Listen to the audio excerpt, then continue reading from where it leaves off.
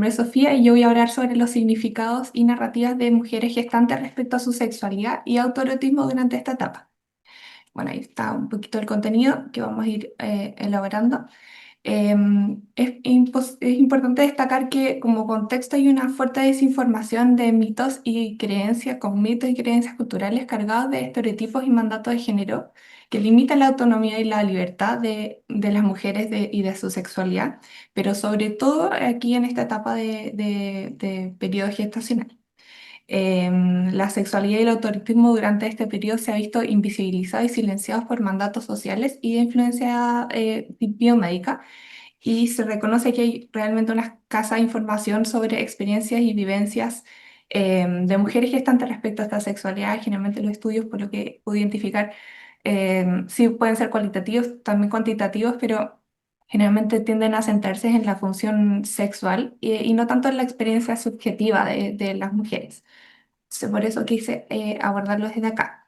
Encontré que hay una problemática respecto a la falta de información que reciben las mujeres por parte de programas de gubernamentales, por lo menos en Chile, y las instituciones de salud.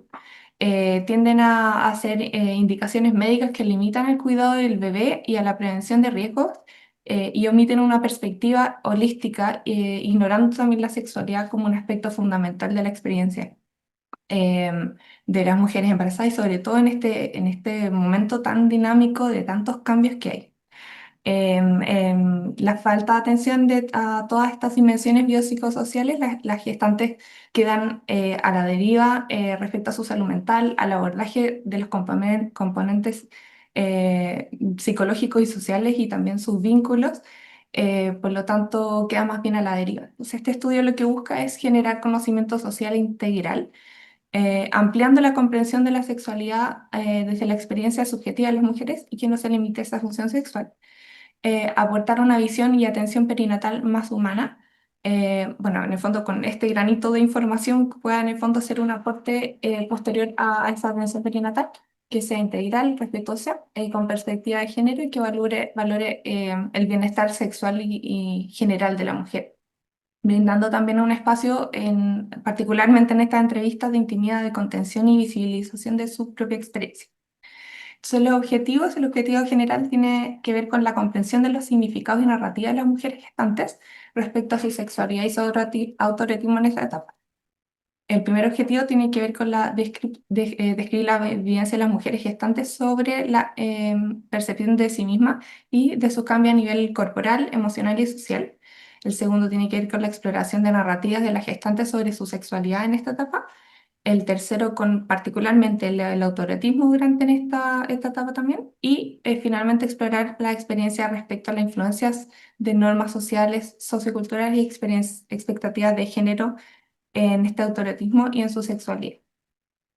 Entonces, como marco teórico, bueno, abordo hartos temas en el marco, pero puntualmente quiero abordar estos dos puntos que son como desde la perspectiva del cual analizo esta investigación, que tiene que ver con el construccionismo social y la perspectiva de género y feminista. El construccionismo es la corriente de pensamiento postmoderno que propone que la realidad no es un hecho objetivo determinado y estable, sino que se va construyendo mediante la interacción entre dos o más personas, que genera que por medio del diálogo, del lenguaje, del encuentro, es que se desarrollan significados. Ahí como el objetivo de entender las narrativas y los significados que se atribuyen y que en el fondo que estamos constantemente gestando que estamos como creando, que son significados que respecto a tus acontecimientos, a la gente, a ti mismo, a las dinámicas, ¿cierto? Estos significados van a dar cuenta de tu propia realidad. Por lo tanto, ese es el objetivo de ir a indagar en entrevistas puntuales y focalizadas con estas gestantes para poder entender su propia realidad desde su punto de vista, ¿sí? Entonces, así es como se van conformando también normas y valores sociales, los cuales cuando adquieren fuerza y se van rigidizando también, generan patrones estables, y eso es como, de ahí es que emergen, por ejemplo, las instituciones, la religión, la familia, el Estado, y que se perpetúan por estructuras de poder como la política, la medicina, la religión, y aquí va entrando un tema importante porque justamente la sexualidad en muchas ocasiones se ve también dominada por estos discursos dominantes más rígidos, que son narrativas culturales que son extendidas, aceptadas, como normalizadas, muchas veces como sin cuestionarse, y que también son finalmente internalizadas por nosotros, que ejercen y moldean cierto poder y moldean también cómo vivimos, cómo nos sentimos respecto a la sexualidad. Y puntualmente, por ejemplo, la sexualidad, el deseo, el placer, son todos constructos que se están constantemente en co-creación, eh, pero que sin embargo tienen poder, ¿cierto? Y tienen estos discursos dominantes, también van moldeando finalmente esa experiencia que nosotros tenemos con nuestro placer, con nuestro deseo. Entonces, la manera como las mujeres gestantes significan su realidad se ha construido a partir de estos discursos locales, tanto los discursos dominantes como también los discursos locales que ellas mismas van generando de su propia realidad. Entonces, están en un constante diálogo de eso que van creando ellas, como también lo que viene impuesto, introyectado, que muchas veces no es consciente. Y por otro lado, la perspectiva de género feminista que reflexiona cómo las estructuras de poder, los roles, los estereotipos y los mandatos de género, que tiene mucho que ver con lo que propone el construccionismo, es cómo van afectando y moldeando la experiencia corporal, emocional y sexual en las gestantes. Me voy a saltar la metodología, pero a grandes rasgos son entrevistas en profundidad semiestructuradas a mujeres de 18 años que se identifican como mujeres y se encuentran en el segundo o tercer trimestre de gestación. Los resultados y discusión a nivel general da cuenta de un complejo escenario en que la transformación identitaria de la mujer se ve enfrentada a mandatos de género, debiendo ella situarse y renegociar su percepción de sí misma, su cuerpo, su sexualidad, intimidad y placer. Entonces vamos ya, a partir de los resultados y de un montón de experiencias que me fueron compartiendo las entrevistadas, hice 4 puntos de los cuales vamos a ir desarrollando ahora. Entonces, en primera instancia están los significados de gestantes en medio de estos discursos. A partir de lo que recién estábamos hablando, la realidad de las mujeres gestantes se construye a partir de esta constante negociación entre estos discursos dominantes y locales. Y los dos principales discursos dominantes que identifiqué durante las entrevistas y que realmente la mayoría de las entrevistadas dieron cuenta de eso, tiene que ver con una percepción de asexualidad en la mujer gestante, ya sea por parte de la sociedad como por una misma, ¿ya? Como más introyectado, que de repente ni siquiera ellas lo verbalizaban, pero a través del discurso se aparecía esta percepción como de que yo no soy merecedora de placer en este momento. Es una problemática que emergió, bueno, de muchas mujeres y que percibía como despojada del placer y el goce. Y esto se reconoce a partir de terceros, por ejemplo, que una decía que la sociedad, para la sociedad la maternidad se asocia a ternura, y que no puedes asociarlo a algo sexual. Eso es lo que sentía una chica. Y por otro lado decían que también sentían que eran tratadas con pinzas, como que eran intocables, que las trataban con delicadeza, muchas veces como si estuviesen enfermas también. Entonces, y por otro lado también aparecían estos como relatos más bien internalizados de esa asexualidad, como que en realidad viniera a ser algo más biológico, por lo cual ellas no están sintiendo placer o no están teniendo relaciones sexuales o con partidas individuales. Y por otro lado, vamos a abordar la asexualidad o esta idea más adelante. Y por otro lado está el modelo biológico que dar cuenta de un silencio institucional que hablábamos al principio, de una escasa iniciativa por parte de los profesionales de abordar y transmitir información respecto a la sexualidad y los cambios que viven. Se limitan a relevar aspectos médicos y cuidados prenatales, que son indudablemente relevantes, ¿cierto? Tienen que dar esa información crucial. Sin embargo, descuidan otros aspectos que son integrales, a abordar el cuerpo, a abordar las emociones, la identidad, la vida sexual, etcétera. No digo que los médicos tengan que abordar de lleno todas estas temáticas porque quizás no están dentro de su rubro. Sin embargo, que hayan instancias donde sí se puedan abordar, donde sí se entregue esta información de manera em, abierta y directa, y no tengan que ser como las mujeres que tengan que estar como mendigando esta información, de repente preguntando y recibiendo respuestas cortas, cortantes, sin abordaje, sin contexto. Entonces, esto genera que se invisibilice la experiencia gestacional, bueno, en esta etapa. Y sin embargo, a pesar de estas dos situaciones, las mujeres no se quedan pasivas frente a esta falta de información, en cambio buscan un montón. Varias de las entrevistadas decían que no se quedaban con eso, sino que iban a buscar, leían, hablaban con amigas, veían la manera o sea, con todo lo que implica que están lidiando con todo este embarazo, igual implica un mayor gasto de energía en hacer todo esto, en buscar constantemente. Sin embargo, igual lo hacían generando ahí también entonces nuevamente un discurso local frente a eso. O sea, a pesar de esta invisibilización, esta falta de información, ellas se movilizan para poder buscar y generar significado propio. Habla ahí también de esa actividad. Por otro lado está el cuerpo cautivo, la autoestima, roles de género y la sexualidad que voy a retomar. Se identifica a lo largo de los resultados una ambivalencia emocional en torno al embarazo.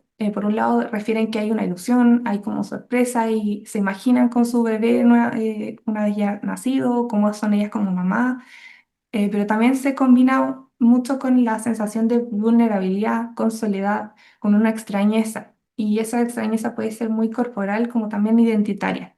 Hay una desidentificación de su cuerpo cambiante y una de ellas menciona que te encuentras habitando un cuerpo que claramente no es el tuyo. O sea, hay una constante redefinición, resignificación de tu cuerpo frente a estos cambios constantes y por lo tanto requiere una constante adaptación y cuidado y autocuidado ante estos cambios. Apareció mucho la manera de buscar instancias de estas mujeres, de buscar instancias de cuidado, de protección, de bajar el ritmo, de poner pausa o de justamente movilizarse cuando era necesario. Otro aspecto importante aparece la autoestima corporal negativa, que genera, en el fondo que se reconoció harto en varias de ellas, que sabemos que hay una influencia de estándares de belleza ideales e inalcanzables, pero que particularmente en esta etapa aumenta con mayor razón, porque justamente cuando están embarazadas se pierden las curvas, ¿cierto? Sienten que se ensanchan, sienten que se sienten gordas también. Por lo tanto, está también esa tendencia a sentir que se alejan como de ese estándar y por lo tanto genera como más disforia, más dificultad como de aceptar su cuerpo. Y esto claramente genera cierta desconexión y también una repercusión en el plano sexual, en su autopercepción como seres sexuales y una disminución en el deseo y en la actividad sexual. Esto concuerda fuertemente con los estudios de Cotten que se hizo respecto a este tema, que la autoestima tenía una fuerte relación con esa disminución del deseo. Em, Volviendo entonces a la asexualidad internalizada que hablábamos antes, aparecen pude tomar como todos estos autores que hablan de posibles causas de por qué, de que se mantenga esa sexualidad internalizada. Por un lado, Marcela Lagarde habla sobre los cautiverios de las mujeres y hablaba como de los cautiverios como en ciertos mandatos que generan que coartan la libertad de mujer y la autonomía, y en particularmente habla de este arquetipo de madre santa y abnegada. Quiere decir que en el fondo estás como dedicada por completo a tus hijos o a tu gestación, ¿cierto? Sin dar, en el fondo, como limitando también esa posibilidad de conectar con tu erotismo, con tu sensualidad y por lo tanto estás más bien como dedicada a ese rol impuesto por la sociedad. Y por otro lado está la influencia del biopoder sobre la medicina contemporánea. em, en donde en el fondo tiene un efecto en el control del cuerpo de la mujer. Esto de estar constantemente monitoreada, controlada, percibida como una incubadora velando por una salud reproductiva y de la seguridad del bebé, pero en desmedro del bienestar emocional y sexual de las mujeres. Y esto genera, por lo tanto, una disociación entre lo que es reproductivo y lo erótico. Y ahí también mucha internalización de cómo es que hay un bebé dentro, ¿no? ¿Por qué voy a tener relaciones sexuales? Muchas de ellas, o algunas de ellas lo mencionaban abiertamente así, como que fuera incompatible. Uy. Y está esta introyección, entonces, la introducción de esta creencia habla de la influencia social que tiene, el poder que tiene, pero no de su legitimidad.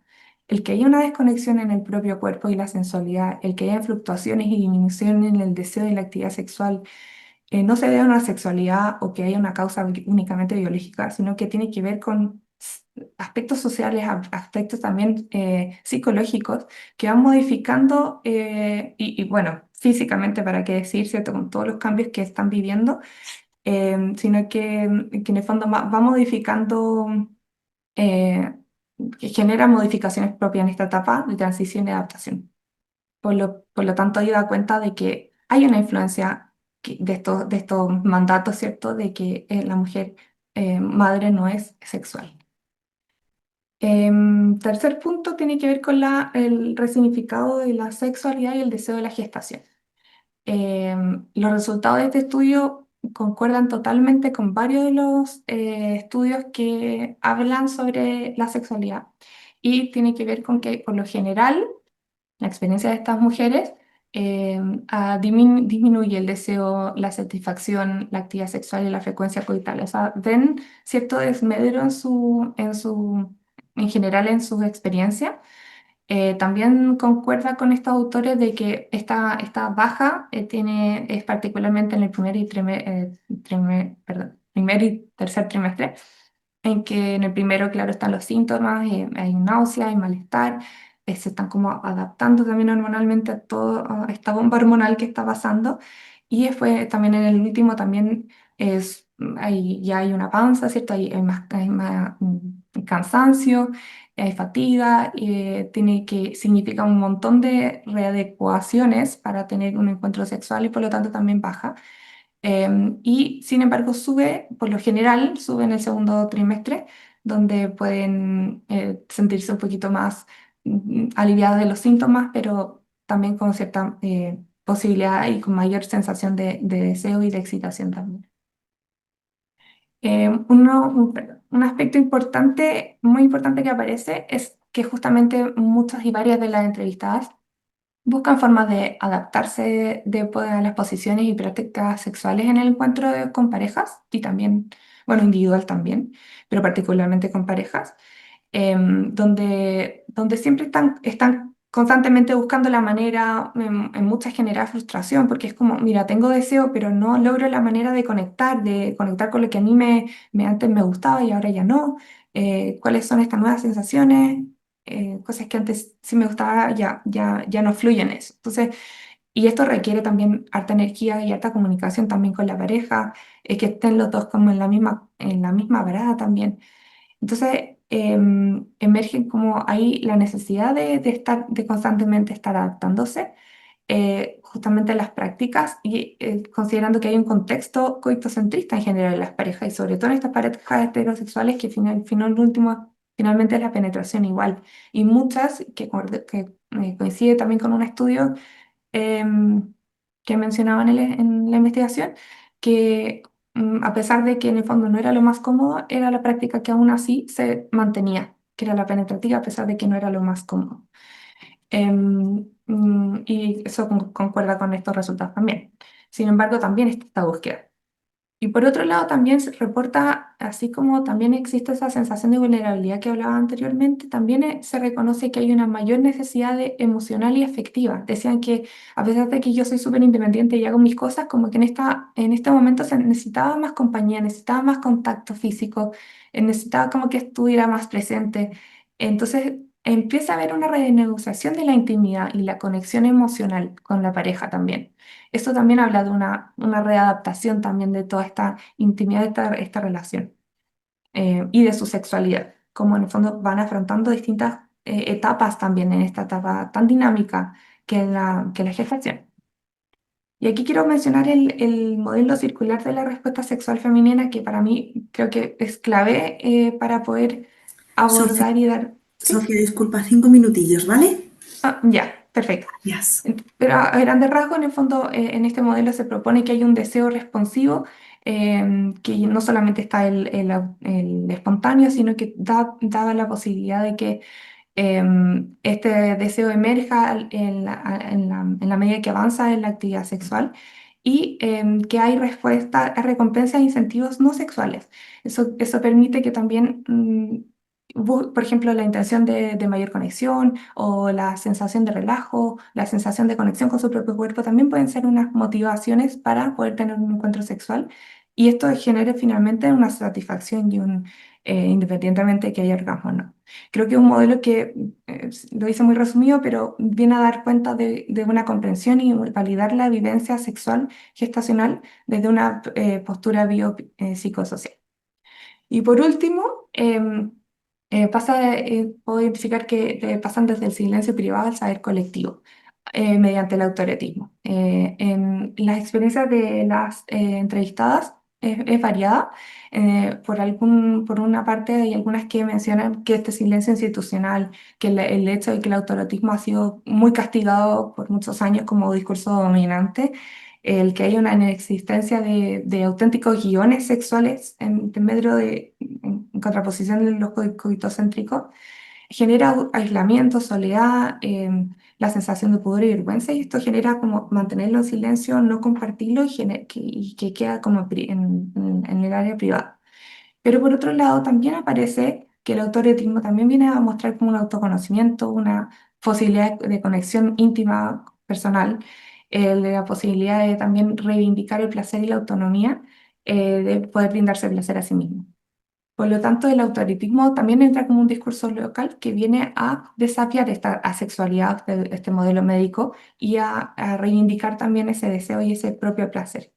El poder compartirlo, poder visibilizarlo, el poder apoyarse mutuamente con otras mujeres sobre esta situación también les permite pasar de lo personal a lo político y por lo tanto empezar a visibilizar y a socializar que este tema eh, como una fuente también de reivindicación de su propio placer. Y como conclusiones, por lo tanto, creo importante proponer un modelo de salud e intervenciones multidisciplinarias desde un espacio terapéutico con perspectiva de género en que por ejemplo, se entregue información fidedigna, se ríen mitos, hay un abordaje de cambios fisiológicos y de sexualidad, que se normalice este deseo receptivo que estaba hablando antes, una autoestima corporal, que se trabaje en torno a eso para reapropiar su propio placer, una derivación oportuna de salud mental y ampliar la definición de la sexualidad más allá del coitocentrismo, creo que es fundamental. Y como líneas, si es que me queda un ratito, 2 segundos, pero para mencionar que en el fondo hay un alcance que no es generalizable, hay una muestra homogénea en un contexto social específico, ¿cierto? Y bien heteronormado en este contexto, en esta investigación, por lo tanto, la línea de investigación puede tener que ver con ampliar esa diversidad de la muestra, indagar respecto también a experiencia de las parejas como parte también de estos significados que se van generando en conjunto y ampliar una investigación de corte longitudinal también puede ser interesante para evaluar también el postparto. Eso aquí les dejo referencias y muchas gracias.